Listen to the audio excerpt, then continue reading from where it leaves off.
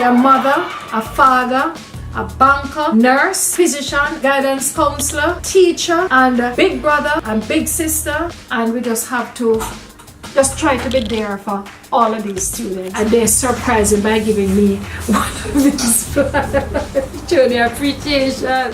People should have a basis. They should be literate. Literacy is a cornerstone for us. It is a scandal.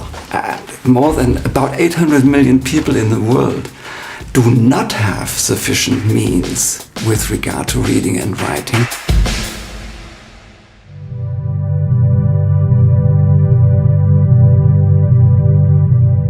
As far as it relates to the whole issue of youth and adult illiteracy, there is the fear of coming forward and participating in the whole process.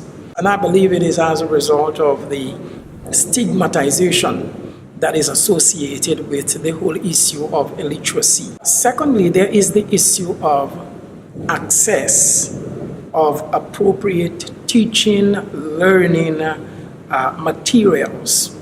We are confronted with a serious challenge of producing our own locally based materials that can be used in effectively delivering those programs. In order for us to improve on adult education and learning, the challenges of financing is one that we'll have to address. These are the kind of radical things that we would want to achieve out of this conference.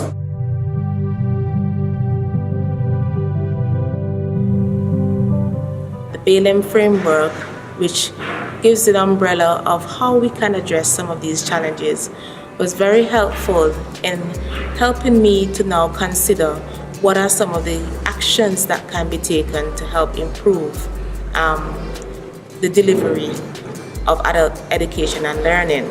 The first important factor would be getting complete commitment from national governments globally. Every country, government has to commit to addressing, integrating the SDG goals into national development plans. The second factor is, in addition to integrating into policies, is to ensure that there's adequate financing, and it will require additional domestic as well as international aid to be increased quite substantially. Because the goals are far more ambitious than we've had in the past. And I think the third factor is to look at how we monitor progress. We have to hold all stakeholders who are collectively supporting the realization of the new agenda to account. And this will require being very clear about the indicators of progress, tracking them and reporting in a way that everyone can understand, including communities on the ground. Lifelong learning opportunities are meant in a way that people are able to engage in learning processes within institutions, but also outside institutions. We, as those the proponents for lifelong learning, always say that lifelong learning should take place lifelong and life-wide and in all three modes. So for us, lifelong learning opportunity, lifelong means it starts at early childhood care and education and ends up in old age. So lifelong. Life-wide would mean that it covers all aspects of life. It's not only in educational facilities, but also within communities, in the family, in unions, at very many different arenas. So this is this life-wide aspect. And in all modes would mean it should take place formal, informal processes, non-formal processes, and through informal learning.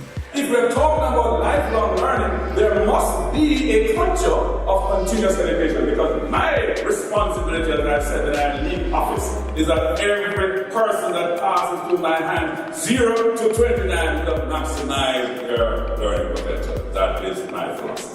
Lifelong learning must give all our people all the opportunities for them to reach their full potential.